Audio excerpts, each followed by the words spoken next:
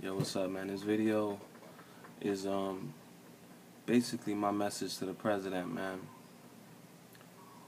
I heard your explanation on your actions on Libya and how you claimed that you weren't violating the War Powers Act and therefore you didn't even have to address the constitutional question. I'm just here to tell you, Mr. President, you are wrong. Every action you take in your official capacity has to be measured up against the authority you have under the Constitution. And I'm gonna tell you like this, dude. Your promotion of this war, because it is a war, regardless if you want to recognize it as one or not. It's just been so. It's been tragic, really. It's been tragic to watch the first black president America has ever seen do the things that you're doing. And I'm just here to tell you, not in my name. No, sir, you do not represent me. No, sir, you do not represent the American people. The actions you're taking in Libya, you claimed was to prevent Gaddafi from slaughtering his own people. But I guess it's because, you're the leader of another country. It's okay if you slaughter his people. Because the fact of the matter is we've killed more civilians through our drone attacks and our kinetic military action sanctioned under the UN than Gaddafi's hypothetical slaughter that you promoted, that you pushed on the American people to make them feel better about your actions in Libya. And I'm just telling you now, dude, like, I really hope you're a one-term president. I really think you should be impeached. I think you've done a horrible job since you've been in office.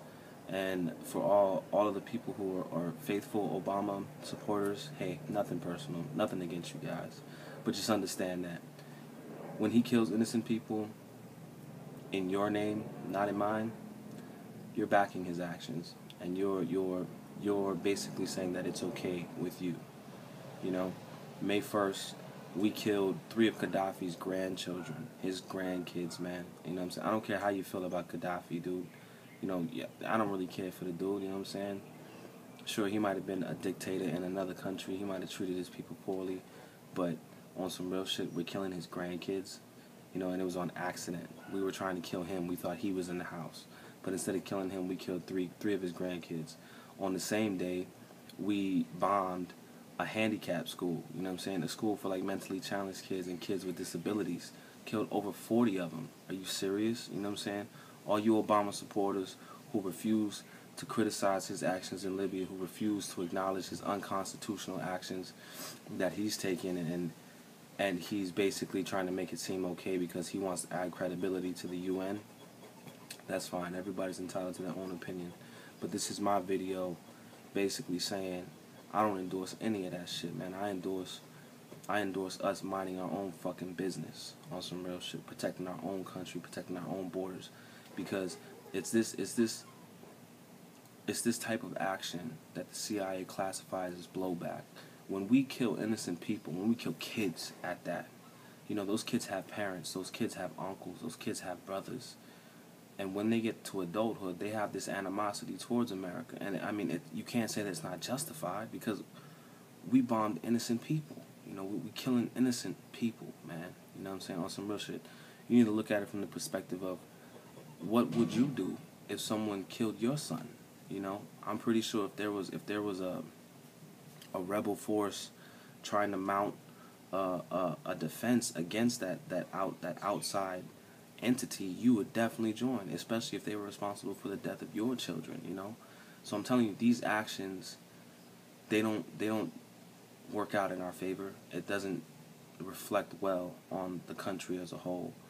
But on another note, at least I'm not the only one who feels this way. Obama's currently being sued by at least 10 congressmen on both sides of the aisle, Democrats and Republicans, because of his actions, saying that he didn't violate the War Powers Act, therefore he doesn't even need to address the constitutional question, and he doesn't need to seek authorization from Congress because this isn't a war. And the reason why he claims it's not a war is because we've bombed them so hard they're not even fighting back. Like they can't even fight back type of shit. Like that's some shit that you would hear from somebody like Hitler in a movie. You know what I mean? Like the ultimate tyrant who says, well, because we've broken you, we've broken your will, doesn't even it's not even considered a war. Yeah, of course. I mean, if you're looking at it that way, sure, it's not a war. It's just a slaughter. That's all. You know, which doesn't make it seem any more appealing to the thinking person. And I mean, I just need to make this video, get it out there, dog. I've been catching up on the articles, catching up on the news clips. You know what I'm saying? Because I've been working a lot.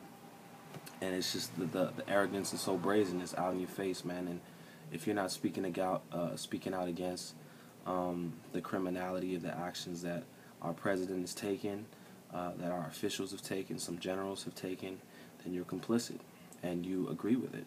So, I mean, I'm not trying to be subversive or anything like that. You know, I'm just saying like this, like, look, I don't believe it's in the best interest of the American people. I don't think anytime you go outside of your authority granted under the Constitution that it's in the benefit of the people. It's usually in the benefit of the person who's willing to jeopardize his position, really, you know.